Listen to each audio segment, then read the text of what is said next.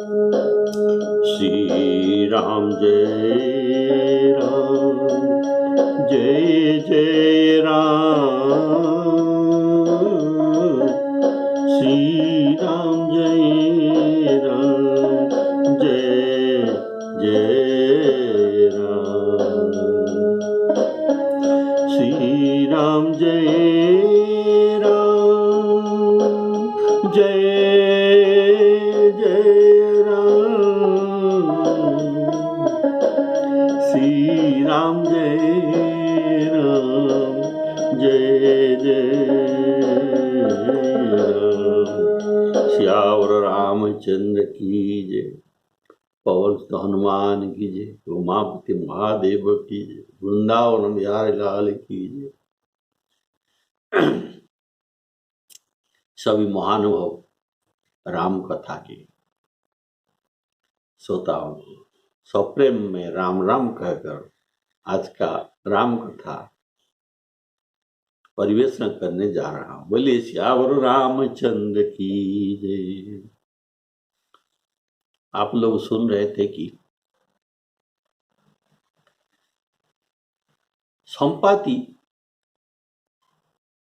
सभी वानरों को सीता जी की पता बताता है और ये कहता है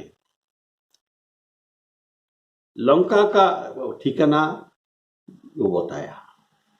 ये कहाँ पर है? यहाँ से 100 योजन के बाद है, समुद्र लांघना पड़ेगा और वहां का राजा रावण है। ये सब बात ये बताया।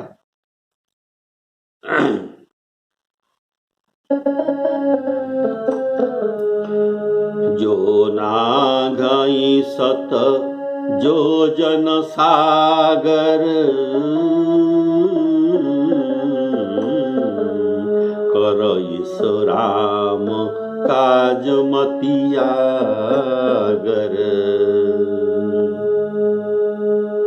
बोले श्यावर रामचंद्र की जय। जो 400 जो कोस का अर्थात 100 योजन समुद्र को लांघ सकेगा और बुद्धिमान हो वही राम कार्य को कर सकता है। अर्थात जो बल और बुद्धि दोनों का निधान हो वही राम कार्य कर सकता है। आप लोग मुझे देखकर मन में धीरज धारण करो। अर्थात आपको अभी प्रत्यक्ष प्रमाण मिल रहा है कि राम कृपा से कैसे मेरे जले हुए पंख पर फिर नए पंख जम गए। देखो, तो पापी भी जिनका नाम स्मरण करके अत्यंत अपार भव सागर को पार हो सकता है, तुम उनके दूत हो। इसीलिए तुम लोग कायरता को छोड़ो। श्री राम जी को हृदय में धारण करके उपाय सोचो, तुम्हारा कार्य अवश्य सिद्धि होगा।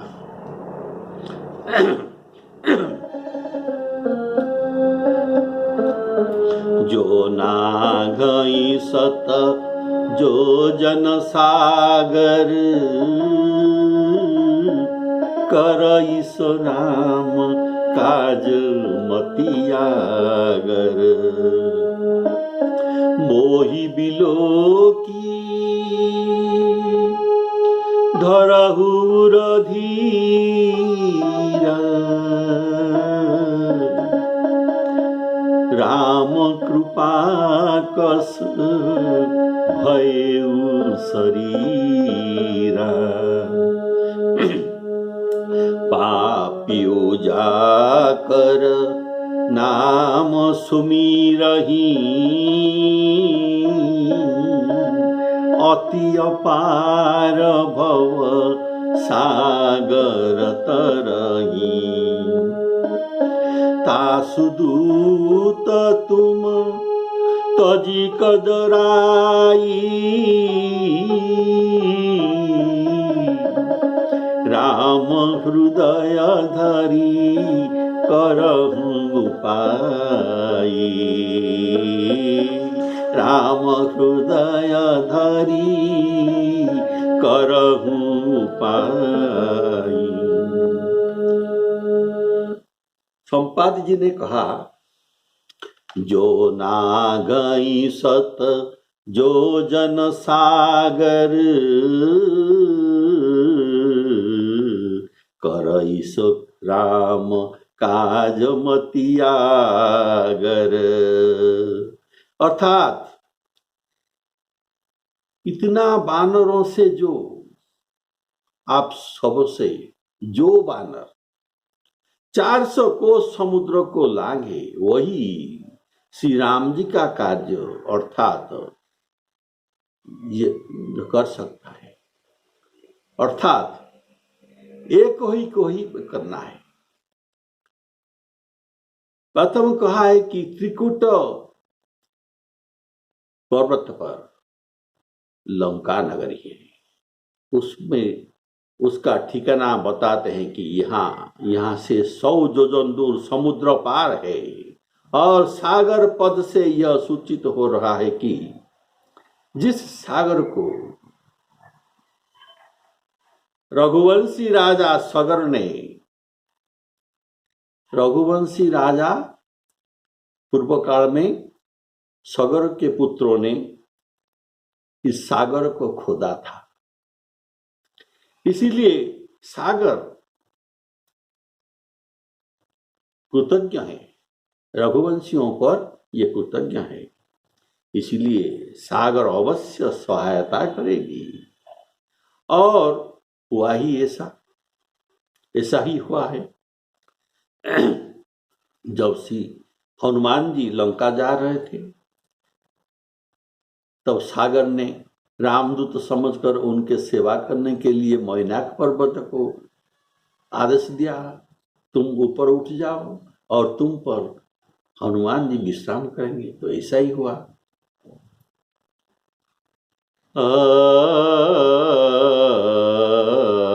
जल निधि रघुपति दूत विचारी, तै मैनाक होही समहारी।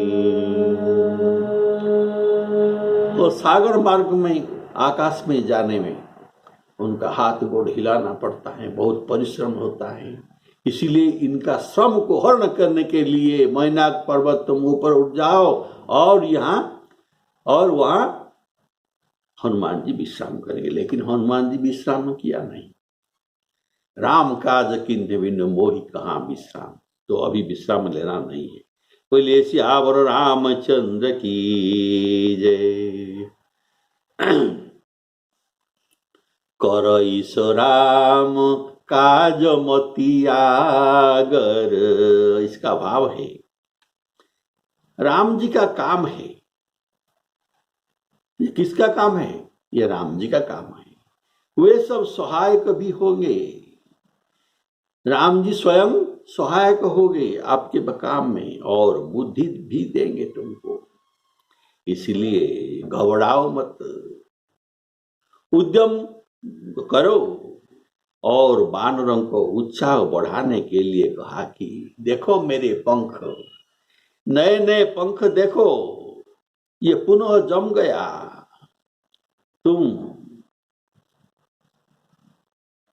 तुम लोगों के मेरा ये नए पंख, ये कार्य सिद्धि का विश्वास तुमको दिलाते हैं।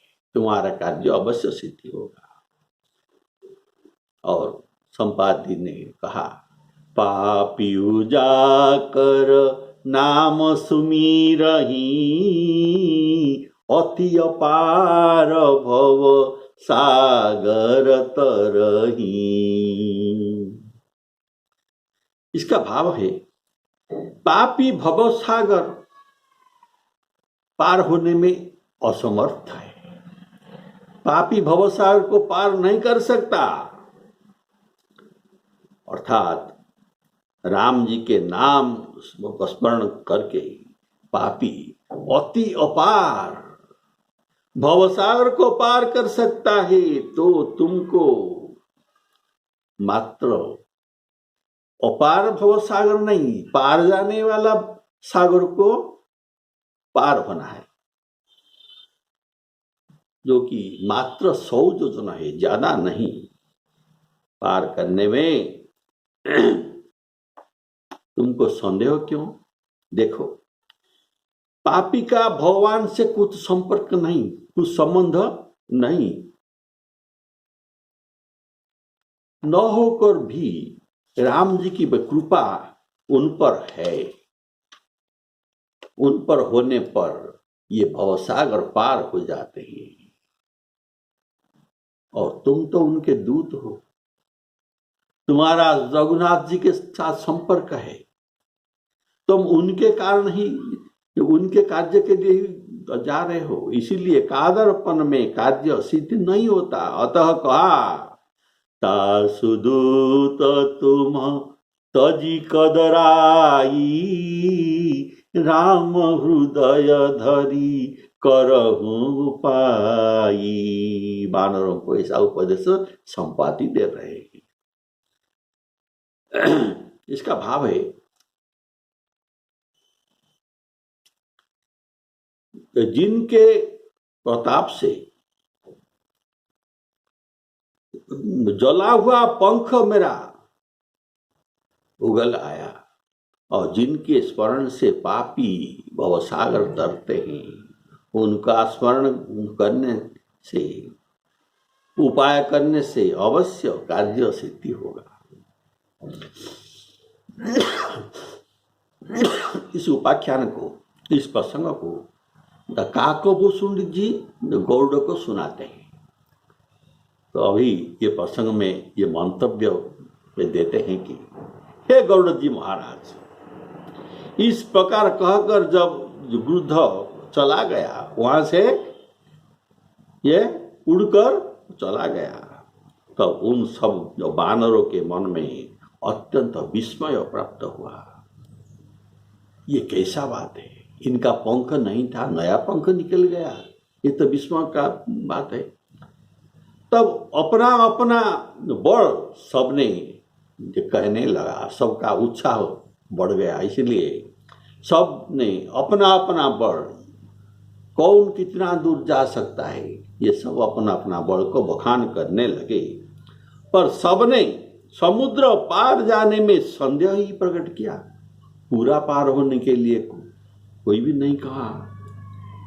रुक्षराज वानर तो कहा कि देखो, अब मैं बूढ़ा हो गया हूं, मेरे बड़ अभी नहीं है, मेरे अब बड़ नहीं है जैसे पहल का था। देखो, जब भगवान वामन रूप में बलि के द्वार पर मांगने गए थे 3 पग भूमि, तब इनका शरीर बहुत विशाल था, और उसी समय मेरा तरुण अवस्था था, अर्थात युवावस्था था। तो तब मेरा भारी बड़ था। तो बलि के बांधने के समय वामन भगवान को, जो उनका शरीर बढ़ा हुआ था, उस शरीर को वर्णन नहीं किया जा सकता, परंतु मैं 2 घड़ी में उनका दौड़ दौड़ कर 7 प्रदक्षिणा कर दी थी। तो ऐसा मेरा बड़ था। बोलिए श्यावर रामचंद्र की जय।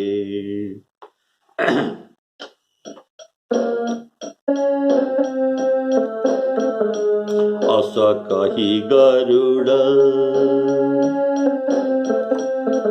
अस कही गरुड़ गीध जब गए,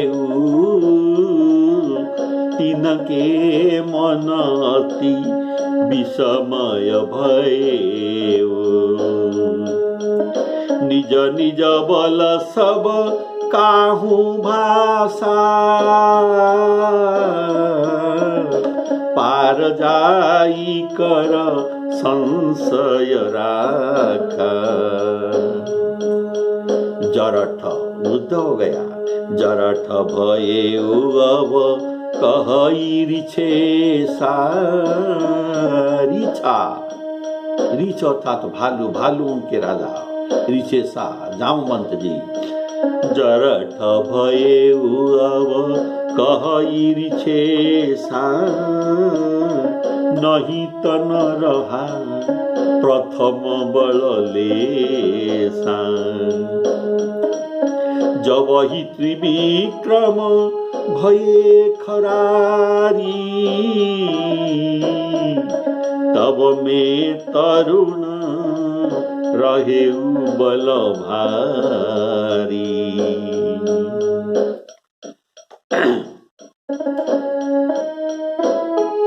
बलि बांधत प्रभु बाढ़ेऊ,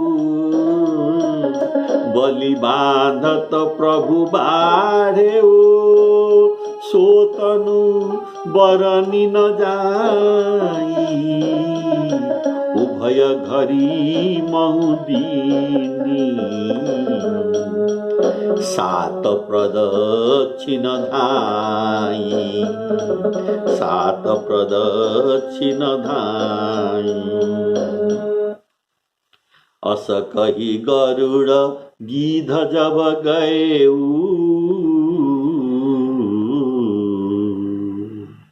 यहाँ गरुड़ संबोधन से यह काकभुसुंडी और गरुड़ की संवाद को जनाते हैं। संपाति और गरुड़ जी ये एक बन सके।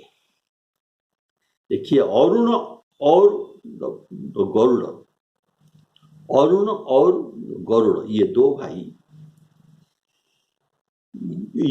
हैं। इनमें से अरुण का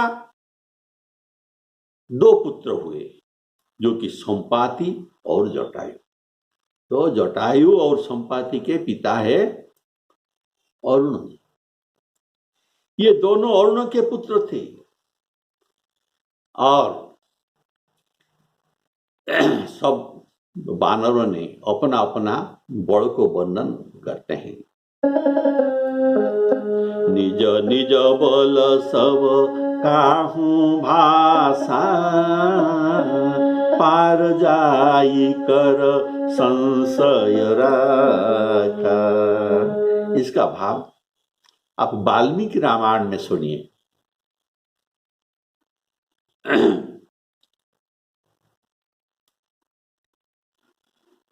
अंगद ने वानरों को कहा, जो वाल्मीकि रामायण में लिखा गया है, अपना अपना बड़ का वर्णन सब करते हैं।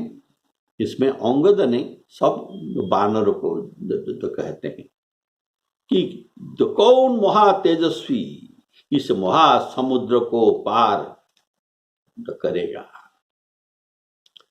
कौन सुग्रीव के सत्य प्रतिज्ञा करेगा, कौन समुद्र को लांघ कर जुथपों को भय से मुक्त करेगा।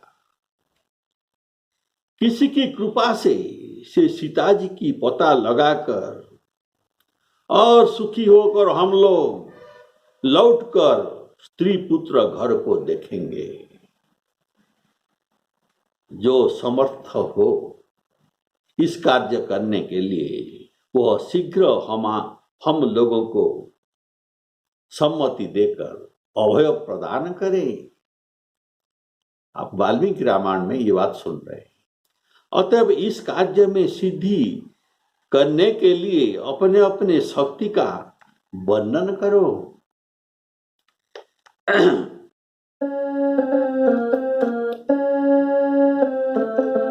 निज निज बल सब काहू भाषा, पार जाई कर संशय राखा।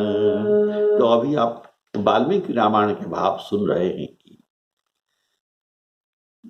उनमें से एक था बानर जिनका नाम था गौजव। ये गौजव बानर ने कहा, मैं समुद्र के 100 योजन से 10 योजन तक जा सकता हूं और ज्यादा नहीं। तो गौवाक्य ने कहा, मैं 20 योजन जा सकता हूं। सरव ने कहा, मैं 30 योजन जा सकता हूं। और ऋषभ ने कहा, मैं 40 योजन तक जा सकता हूं।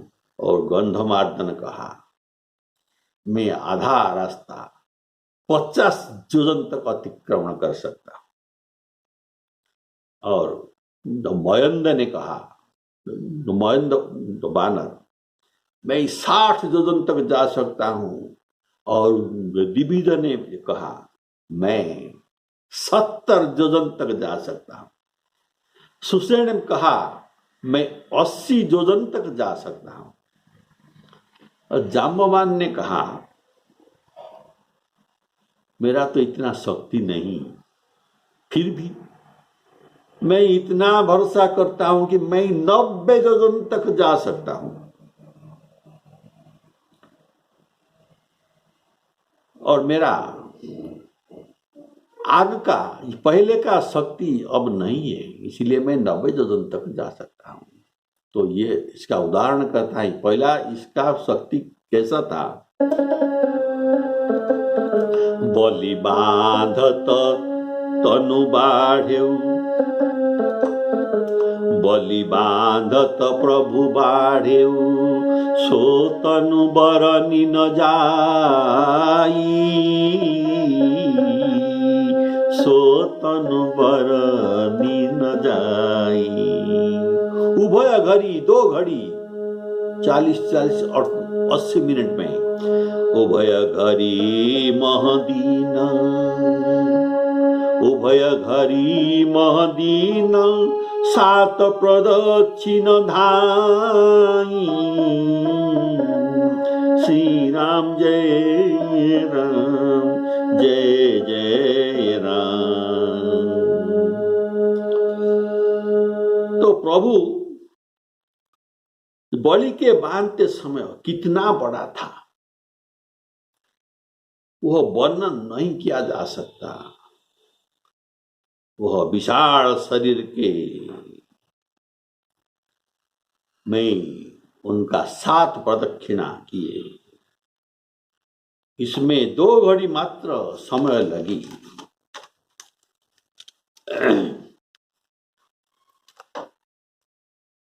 ऐसा भारी बल मुझ में था। उभय घड़ी का भाव, वही रूप केवल 2 घड़ी मात्र ही रहा और ज्यादा समय नहीं था। मैं दौड़कर उनके 7 प्रदक्षिण कर पाया। बलि से भगवान ने 3 पाद भूमि मांगा था। एक पद में उन्होंने 7 पाताल, रसातल, तड़ातल आदि को लेकर पृथ्वी के सहित एक पाद में नाप लिया था नीचे की ओर। और दूसरी पग में ये स्वर्ग से ब्रह्मलोक पर्यंत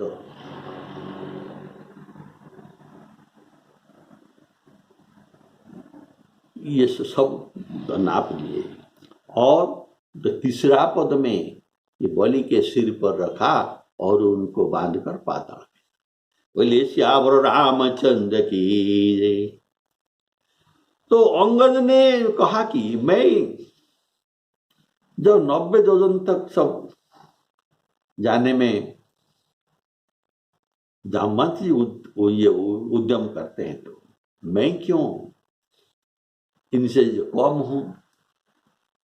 अंगद जी ने कहा, मैं तो पार जा सकता हूं, परंतु मेरे मन में कुछ संशय है कि फिरने का बार में कुछ संदेह है। मैं जाने में कोई तकलीफ नहीं, फिर आने में मुझे संदेह लगता है। बोले श्यावर रामचंद्र की। इसलिए अंगद को सम्मान देने के लिए, अर्थात ये भी काम नहीं कर सकते, इसलिए अंगद को सम्मान देने के लिए जामवंत जी कहते हैं, क्योंकि सबके अधिनायक है अंगद जी।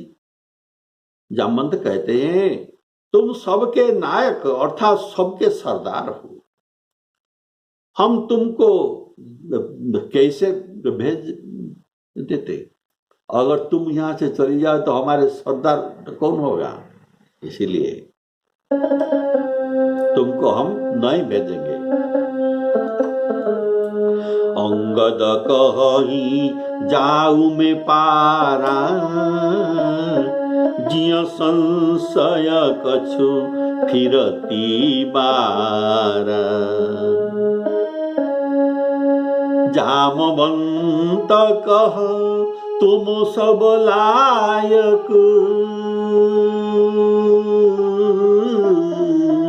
जामवंत कह तुम सब लायक, पठैय किमी सबही कर नायक। जामवंत अंगद जी की कहते हैं कि आपके शक्ति हम जानते हैं। जामवंत कहते हैं अंगद को, आपके शक्ति हम जानते हैं, आप 1000 योजन तक भी जा सकते हैं, हम जानते हैं, प्रशंसा करते हैं, पर आपका जाना उचित नहीं। आप हमारे स्वामी है, आप हम सबके रक्षणीय है। स्वामी की रक्षा करना यह परंपरा में चली आई है। आप हमारे गुरु। जामवंत कहते हैं अंगद को, आप हमारे गुरु और गुरुपुत्र भी है। आपके आश्रय से हम कार्य सिद्धि कर सकते हैं। ऐसा कहकर उन्होंने अंगद को समझाते हैं कि चिंता न करिए अंगद जी, मैं उसे प्रेरित करता हूं। किसे? जो इस कार्य को सिद्ध कर सकता है, उसे मैं चुन लिया और उसको मैं प्रेरित करता हूं। बोलिए श्यावर रामचंद्र की जय। रुक्षराज जाम्बवान जी अभी हनुमान जी के पास आए और कहते हैं, अरे बड़वान हनुमान जी सुनो, तुम क्या चुप साधे बैठे हो? तुम पवन पुत्र हो, अतः तुम्हारे बल पवन के समान है और तुम बुद्धि विवेक और विज्ञान के समुद्र हो। संसार में ऐसा कौन सा कार्य कठिन है जो हे तात तुमसे हो नहीं सके? दुर्गम काज जगत के जेते, सुगम अनुग्रह तुम्हारे तेते। आपके नाम सुमरण करके लोग, भक्त लोग ये दुर्गम काज कर सकते हैं, तो आप तो दुर्गम काज करने में कोई असुविधा नहीं है, आप तो कर सकते हैं। बोलिए श्यावर रामचंद्र की जय। तुम्हारे देखो श्री राम जी के कार्य करने के लिए ही तुम्हारा अवतार हुआ है। यह सुनते ही हनुमान जी पर्वत के समान विशाल काय हो गए। बोलिए श्यावर रामचंद्र की जय, पवन हनुमान की जय।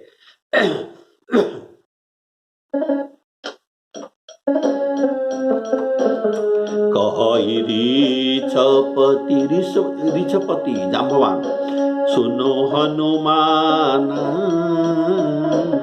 का चुप साधी रहेउ बलवान।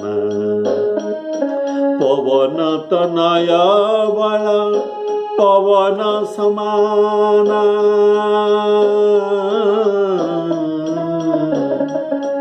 बुद्धि विवेक विज्ञान निधान। कवन सो काज कठिन जग माही, जो नहीं होई तात तुम पाही। राम काज लगी, राम काज लगी तव अवतारा,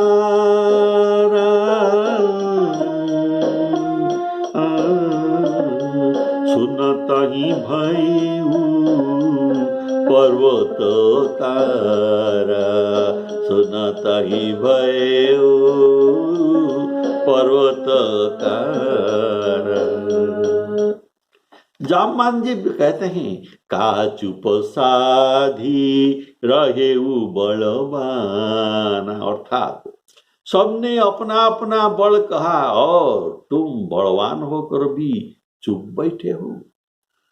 यह कैसा बात है, क्यों नहीं बोलते? अर्थात तब सब बानर, अर्थात जब सब बानर अपना अपना बल कर रहे हैं तो तब हनुमान जी क्या कर रहे थे?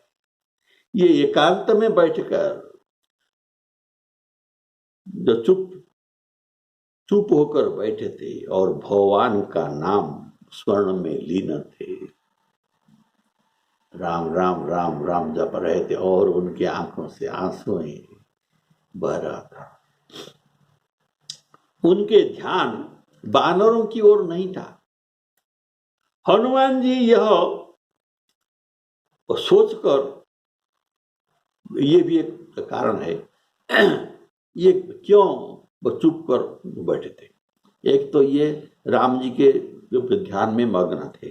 दूसरा कारण हो सकता है कि अभी रामदूत होने का अवसर मिला है। हम में से कौन रामदूत बन सकता है, कौन राम जी के कार्य को सिद्धि कर सकता है, वही रामदूत कहलाएगा। तो ये तो हनुमान जी का है, रामदूत अतुलित बलधामा, अंजनी पुत्र पवन सुत नाम। रामदूत केवल एक ही बनेंगे जो कि हनुमान जी महाराज।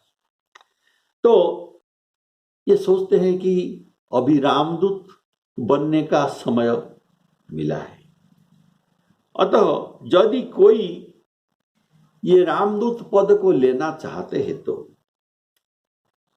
ले जाओ। तो मैं उनको रामदूत पदवी पाने के लिए बाधक न बनूंगी। तो इसलिए हनुमान जी महाराज चुप करके बैठे थे और दूसरों को चांस दे रहे थे। हनुमान जी ने सोचा मैं तो आज्ञाकारी हूं और सब लोग आज्ञा देंगे तब मैं जाऊंगा। ये तीसरा कारण है। जाम्बवान जी यह जानते हैं कि अतः सबके अस्वीकार करने पर उन्होंने हनुमान जी से कहा कि वस्तुतः हनुमान जी तुम ही बलवान हो, बलवान तो तुम हो, तुम संकोच और तुम सब कुछ कर सकते हो, तुम भी अपना बल बताओ। हनुमान जी को बचपन में अंगिरा आदि मुनियों को, ऋषियों के साथ ये शरारत किया हनुमान जी ने, इसीलिए उनको शाप ये नहीं दे सकते। कारण इनका जन्म राम कार्य करने के लिए है। तो क्या करें, सबने मिलकर सोच लिया इनको हम शाप नहीं दे सकते, ये हमारे साथ शरारत कर रहे हैं, छोटे उम्र में इनका इतना बड़, तो ये संभाल न सकते हैं, इसलिए इनको हम ऐसा शाप देंगे जो राम का जब भी हो सकता है। तो ये कहे तुम्हारे बड़ का विस्मरण हो जाओ, अगर कोई तुम्हें तुम्हारा बल का स्मरण दिलाएगा तब तुम अपना बल जानकर फिर काम कर सकते हैं और अपना बल को आप वापिस तो पा सकते हैं। अभी तुमको बल का विस्मरण हो जाए, तो ऐसा उनको साप तो मिला था। ये भी एक कारण है, इसीलिए ये चुप बैठे हैं और अपना बल का वर्णन ये नहीं करते हैं। अभी जामवंत जी ये सब बात जानते हैं, तो ये हनुमान जी को अपना बल का स्मरण दिला देते हैं। वाल्मीकि रामायण में जो बात कहा गया है, मारुतः औरसः पुत्रः, मारुतः औरसः पुत्र तेजसा चापि तत्समः, वही वायु त्वं ही वायुसुतो वत्स, तो प्लवने चापि तत्सम, अर्थात तुम पवन के पुत्र हो, उनके समान तुम्हारा तेज और वेग है, बलवान और सीमा रहित है। आकाश में चलने वाले शीघ्र वेग महात्मा वायु के पुत्र और उन्हीं के समान है। शीघ्र वेगगामी हो तुम, जो वायु ही प्राण है, वायु ही प्राण है, हम सबका प्राण अभी जा रहा है। आप वायु के पुत्र पवन देव के पुत्र हनुमान हो, तुम इस महासमुद्र को जो कूदकर सबके प्राणों को रक्षा कीजिए। सब बानर दुखी है, तुम उपेक्षा क्यों कर रहे हो हमारे? यह सारी सेना तुम्हारी पराक्रम को देखना चाहते हैं। राम कार्य के लिए ही पवन देव ने तुम्हें उत्पन्न किया है। राम कार्यार्थम एव त्वं जनितोस्मि महात्मना, अतः जिसलिए तुम पैदा किए गए हो वही कार्य करो। बोलिए श्यावर रामचंद्र की। अभी हनुमान जी जागृत हो गए और सुनत ही भयं पर्वतकारा, विराट काय हो गए, उनका बल का स्मरण आ गया। तो यहाँ पर विश्राम है, तो हनुमान जी जागृत हो गए, हम सबका कल्याण करेंगे। यहाँ पर विश्राम। श्री सीताराम अर्पणामस्तु।